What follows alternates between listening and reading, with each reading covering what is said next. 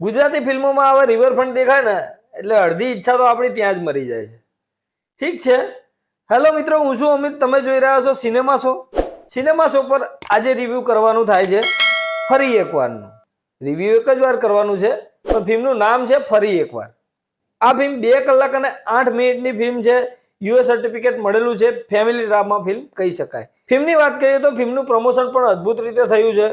કંઈક અલગ રીતે થયું છે. ફિલ્મનું પ્રીમિયર નથી કરવામાં આવ્યું. ફિલ્મ વિશે ડિટેલમાં વાત કરીશું. વિડીયોના અંત સુધી બન્યા રહેજો.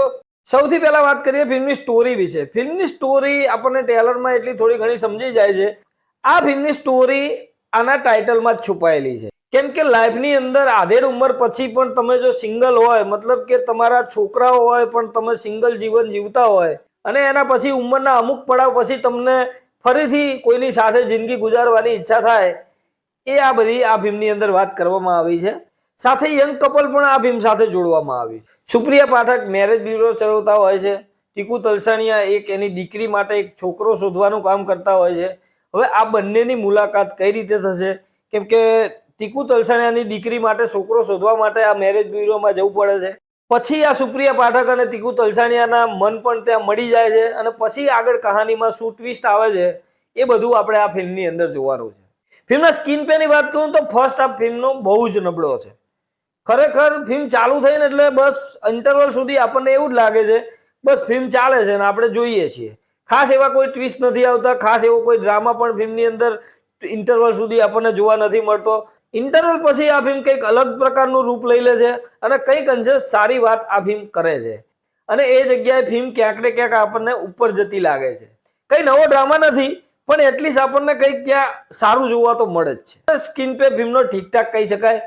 કેમ કે ફર્સ્ટ હાફમાં આપણને ઘણી બધી નબળાઈઓ જોવા મળે છે. સ્ક્રીન પ્લે પણ નબળો લાગે છે અને કોઈ કેરેક્ટરને આપણે સમજવામાં પણ આપણને ટાઈમ જતો રહે છે. સુપ્રિયા પાઠકના કેરેક્ટરની એક છોકરી છે અને એ બિલકુલ નોર્મલ નથી. ટીકુ તલસાણિયાના પાત્રને પણ એક છોકરી છે, એના માટે છોકરો શોધવાનો હોય છે. દરેક બાપની એવી ઈચ્છા હોય કે દીકરી માટે સારો છોકરો મળે અને આ મેરેજ બ્યુરોમાં પણ એમની પણ એવી ઈચ્છા હોય છે કે મારી દીકરીને બધું જ સુખ હું આપી શકું. હવે આ બંનેના વિચારો કઈ રીતે ફિલ્મમાં મળે છે એ પણ આપણે જોવાનું છે ખાસ આ ફિલ્મમાં.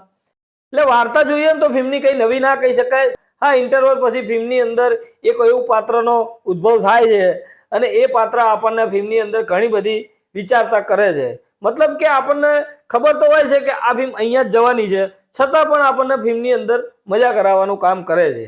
એ પાત્ર છે ભરત ઠક્કરની વાઇફનું જે કેરેક્ટર કર્યું છે એ બહુ જ અદ્ભુત રીતે એ કેરેક્ટર લખાયું છે અને એ કેરેક્ટરને પ્લે પણ એ એક્ટરે બહુ જબરજસ્ત રીતે કર્યું. એ એક્ટરનું હું નામ ભૂલી ગયો, પણ બહુ જ મસ્ત એક્ટિંગ આ ફિલ્મની અંદર કરી છે.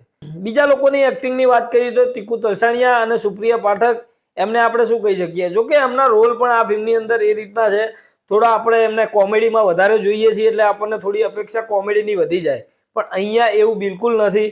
સુપ્રિયા પાઠકનો રોલ એકદમ સિરિયસ પ્રકારનો છે અને આખી ફિલ્મમાં એ જ રીતે ચાલે છે.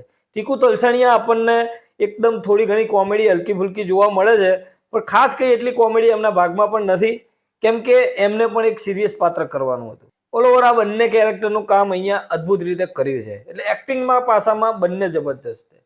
ઉત્સવ નાયકની વાત કરીએ તો એમને પણ નાનું એવું પાત્ર મળ્યું છે, પણ જબરજસ્ત રીતે એ પણ પ્લે કર્યું છે. અવની મોદીની વાત કરીએ તો એમને ફર્સ્ટ ટાઈમ જોયા છે આ ફિલ્મની અંદર મેં, પણ એમને પણ કામ સારું કરીને આપ્યું છે. નેત્રી ત્રિવેદીની વાત કરું તો એમને આપણે આવા પાત્રમાં કોઈ દિવસ નથી જોયા. નેત્રી ત્રિવેદીને અહીંયા આ પાત્ર કરવા માટે ચેલેન્જીસ હતી, કેમ કે એ નોર્મલ બિલકુલ નથી. એ રીતે એવું દેખાવાનું હતું પડદા ઉપર અને બહુ સરસ રીતે આ પાત્ર પણ એમને કર્યું છે. સ્ટાર્ટિંગથી લઈને અંત સુધી બીજા પણ ઘણા એવા પાત્રો ફિલ્મની અંદર જોવા મળે છે જે જોઈને એવું લાગે છે કે આની ફિલ્મની અંદર કોઈ જરૂરિયાત નથી, કેમ કે એવા પાત્રો પણ આવે છે. ફિલ્મ ચાલુ થાય ને એટલે આપણે કનેક્શન બની જવું જોઈએ, તે કનેક્શન ત્યાં આપણું નથી બનતું, એટલીસ્ટ મારું નથી બન્યું. મને એવું લાગે છે કે ફિલ્મની અંદર જે કંઈક વસ્તુ બતાવવાની જે ટ્રાય કરતા હતા એમાં ક્યાંક ને ક્યાંક થાપ ખાઈ ગયા છે. ફિલ્મના પ્રેઝન્ટેશનમાં ખામી હોય ને એટલે ફિલ્મનું લેવલ ક્યાંય ને ક્યાંય જતું રહે. આ ફિલ્મની અંદર ડિરેક્શન મને એકદમ એવરેજ પ્રકારનું લાગ્યું છે, કેમ કે ફર્સ્ટ હાફ અને સેકન્ડ હાફ બંને કંઈક અલગ રીતના લીધા હોય એવું લાગે છે. ફિલ્મના એડિટિંગમાં પણ મને એવું લાગે છે ઘણી બધી જગ્યાએ એવું થયું કે અમુક સીન ચાલતા હોય ને એકદમ અચાનક સીન કટ થઈ જાય અને એકદમ બીજો સીન ચાલુ થઈ જાય. ફિલ્મની અંદર ઘણી બધી જગ્યાએ આપણને વાતચીતથી કામ ચલાવતા હોય એવું લાગે છે અને અમુક આપણને ભાષણ જેવું પણ ફીલ થાય છે. જે વસ્તુ આમ ફીલ થવી જોઈએ વાતો બહુ ગહેરી કરી રહ્યા છે. કેરેક્ટર જે વાત કરી રહ્યા છે એ બહુ જ અદભુત અને બહુ જાણવાલાયક અને જબરજસ્ત વાત કરી રહ્યા છે. પણ એ વાર્તાને જે ફિલ્મી અંદાજમાં લાવવો જોઈએ એ અહીંયા નથી થયું. સિનેમેટોગ્રાફીની વાત કરું તો મેં પહેલા જ શરૂઆતમાં વિડીયોની કીધું કે અમદાવાદ જોઈને હવે થાક્યા છે, કંઈક નવું લાવો. સિનેમેટોગ્રાફી આમ આખી ફિલ્મની અંદર સારી દેખાય પણ છે પડદા પર અને આપણને વર્ક પણ સારું લાગે છે. પણ એક યાર રિવરફ્રન્ટ બતાવ્યો ને, મને યાર રિવરફ્રન્ટ હવે જોઈને થાક્યો છું હું તો. પણ વાંધો નથી, ઓલ ઓવર સિનેમેટોગ્રાફી ફિલ્મની સારી છે. ડાયલોગો આ ફિલ્મની અંદર બહુ જ સારા લખ્યા છે. મને ઘણા બધા ડાયલોગો ફિલ્મની અંદર ગમ્યા, પણ એ ડાયલોગનું જે ઇમ્પેક્ટ પડવું જોઈએ ને એ ફિલ્મની અંદર નથી પડતું. કેમ કે ફિલ્મની અંદર અમુક જગ્યાએ ડાયલોગ બોલે એટલે બીજીએમ ત્યાં એકદમ હાઈ થવું જોઈએ, એ બીજીએમ થતું જ નથી, ત્યાં વર્ક જ નથી કરતું બીજીએમ. એટલે બીજીએમ તો હું ખાસ આ ફિલ્મની અંદર નબળું કહીશ. મ્યુઝિક સારું છે, કેમ કે એમના સોંગ મને સારા લાગ્યા છે. બે સોંગ મને ફિલ્મની અંદર સારા લાગ્યા છે, એક તો સાથી રે વાળું અને બીજું જે સગાઈ વખતે આવે છે. સાથી રે વાળું સોંગ ખરેખર ફિલ્મની અંદર જોવાની મજા આવે છે અને સાંભળવાની પણ મજા આવે છે. ફિલ્મની અંદર જે વાર્તાઓ કરવામાં આવી છે બિલકુલ લોજિકલ વાર્તાઓ છે, એવું આપણને ક્યાંય નથી લાગતું કે આ બધું બનાવટી છે અને બહુ સમજવા જેવી વાતો પણ છે ફિલ્મની અંદર. પડદા ઉપર ફિલ્મ સારી દેખાય છે, ફિલ્મનું કલર ગ્રેડિંગ ને એ બધું ટેકનિકલી બાબતો જોવા જઈએ તો ફિલ્મની સારી છે.